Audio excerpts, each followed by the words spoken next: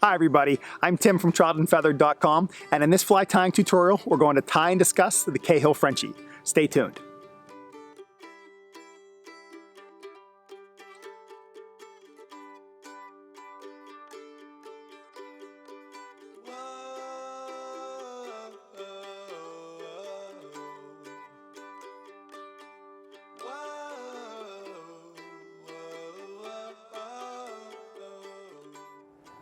Here's a sneak peek at the Cahill Frenchie. It's been a great pattern for me over the last few years. I really love this, more of a subtle hot spot, but still a hot spot for this one. Very, very basic pattern to tie, not a lot of steps to this, but it is a winner in my book, and I hope it will be in yours too. So now let's get a clean hook in the vise and start tying this one. Here we go. In my Sonfo Transformer vise, I have a Hanak competition hook. This is their H450 BL. This is a very similar hook to the H400 BL. That BL designation in both stands for barbless, with the biggest difference being that the 450 has a wider gap than the 400. That wide gap, at least in my mind, really just helps me catch and hold on to more fish, though it's probably just in my mind and it's totally a confidence thing. But this is the hook style that I tend to tie on and fish with more often than not.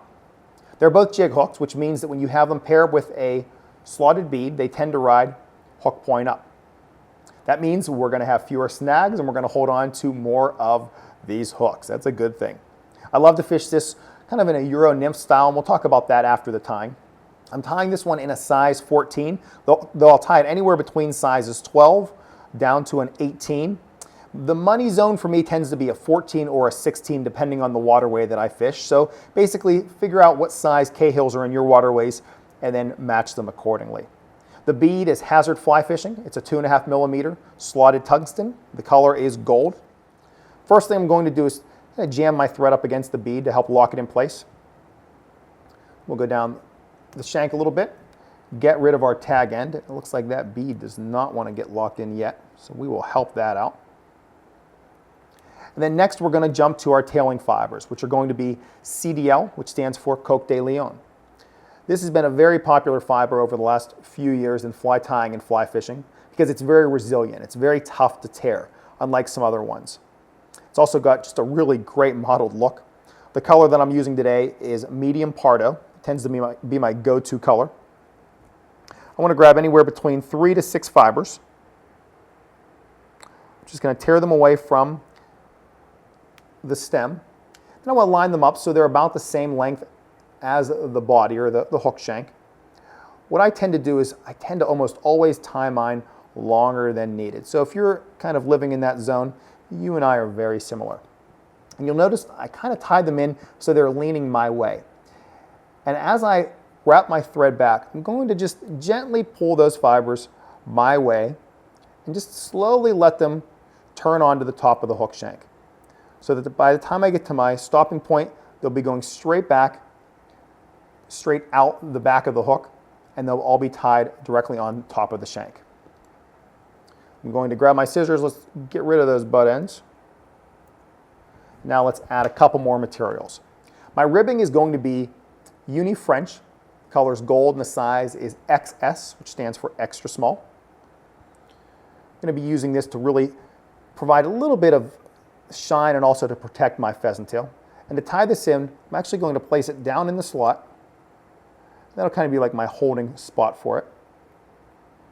Let's get a pinch wrap or two in there. There we go. And I tend to kind of match my bead color with my ribbing color. So gold bead, gold ribbing, brass, so on and so forth. For our body, come on, you know what we're doing. This is a pheasant tail body. The infamous pheasant tail. Now, if you have a really nice pheasant tail that you've been kind of holding on to, it's got gorgeous tips, don't use it for this one.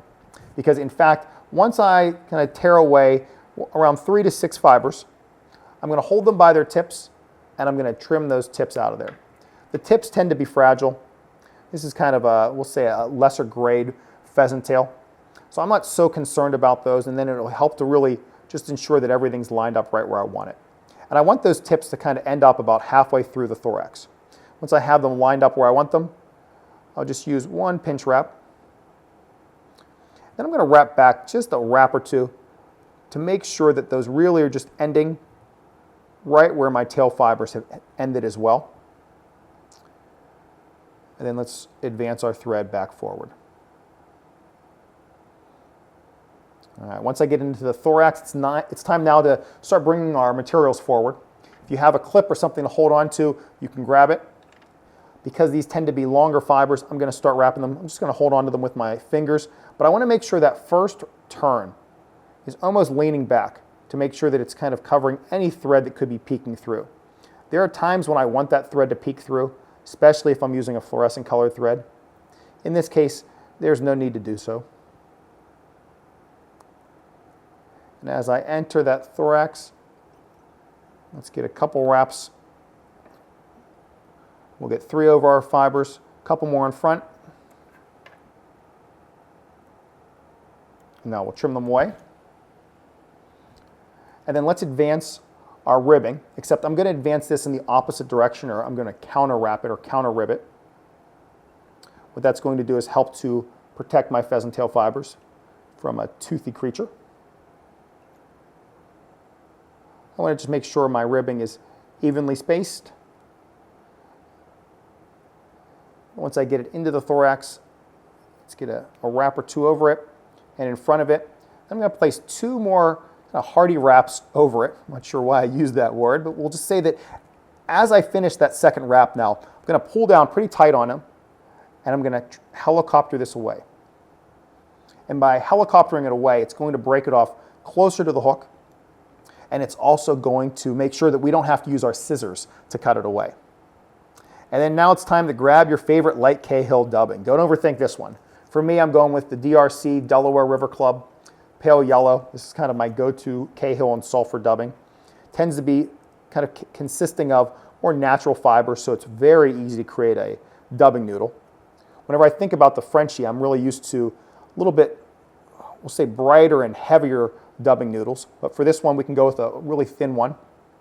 So I want my noodle to be about 1 inch, maybe a little bit over, because I do want a significant thorax. I want to be able to see this nearly from over the bead. So my first couple wraps are going to be almost into that pheasant tail. I'll start to bring it forward. I'll go back again. And that's going to be my finishing point right up against the bead. Once I get there, I'm going to jump right into a 3-turn whip finish. Everything looks okay to me from here. If you're going to apply head cement, I would place a little bit on my thread right now, something like a Sally Hansen. Let's get a few more wraps in there. Once we have those locked in place, let's trim away our thread. And if I have any of those fibers kind of poking up, I will trim them away. I don't want them to be extremely buggy. I know there's some instances where I do. For this one, I'm not worried so much about that. I just want to make sure that Cahill dubbing is visible, and it definitely is. It's not really over the top, or it's not this heavy synthetic, but it's just that nice yellow, or we'll say light yellow color that just will grab the fish's attention, and hopefully it triggers a response. So with that said, let's change the camera angle a little bit, and we'll talk a little bit more about this gray pattern. So that's all there is to tying the Cahill Frenchie. Now let's get something out of the way regarding fly tying, and that's change this, modify it, create your own variations, have fun with it, just let your creativity run amok. Basically, look at the pattern that I shared with you as a base pattern, and then modify it and see how the fish respond in your area. You can pretty much change anything with this fly. We're talking about the tailing fibers, the material in the tail. You can change the ribbing, go with another color, go with another type of material. You don't have to match the ribbing with the bead, though I love to do that. Change those colors, silver, brass, gold, try matte black. You can change the thorax color. You can even change the material you're using for the thorax. There are so many options to change. Just don't change the pheasant tail, because in my mind, that's probably one of the most important components of this. But you can go with dyed pheasant tail. So you have so many options out there. Now let's kind of talk a little bit about that thorax and how that relates to a mayfly. Okay, here comes the teacher in me. So let's talk the mayfly life cycle for just a tiny amount of time. We'll fast forward to mayfly nymphs. They tend to live on the bottoms of rivers and streams. They're darker colors, kind of like a dark brown, very similar to a pheasant tail. And whenever it's time for them to transition into adults, they begin to rise through the water column. Once they get close to the water surface, they'll pop up to the surface, that nymphal shuck will open up, the adult will crawl out, it's also called the dun, and then it will dry its wings, fly off, and continue the life cycle. So where does this pattern fit within that life cycle? Well, emergers typically run close to the water surface, but this fly will be nowhere near the surface because of that big tungsten bead. Yet, why do fish eat it? So in my mind, it's because they see that brown mayfly nymph, they see that light yellow, that's the Light Cahill dun. You put the two together and we've created kind of a trigger effect for those trout. So in my opinion, that's why they like this one so much. And if you have any other thoughts, please leave them down below in the comment section. So now let's lead this into other mayflies. Can you change that thorax color based on mayflies in your waterways? Absolutely. Find out what mayflies are in those waters, find out what the adult color is of the body, and then tie that for the thorax. And then also change the name of the pattern, because I definitely didn't come up with the name Cahill Frenchie. I just threw it out there. So whatever you're kind of tying and fishing based upon, go ahead and change that and see how it sounds to you. Well, speaking of fishing, let's talk about how I like to fish this one. I tend to fish this on a European nymph setup. We're talking something like a 10-foot 3-weight rod, a level line, a long leader, a long fine tippet, and then this fly attached single fly. Now, let's talk about some other ways that you can do that. You can fish this as the point fly, and then another 24, 36 inches up, we'll say higher up that tippet or leader, tie on the exact same one, but without a bead.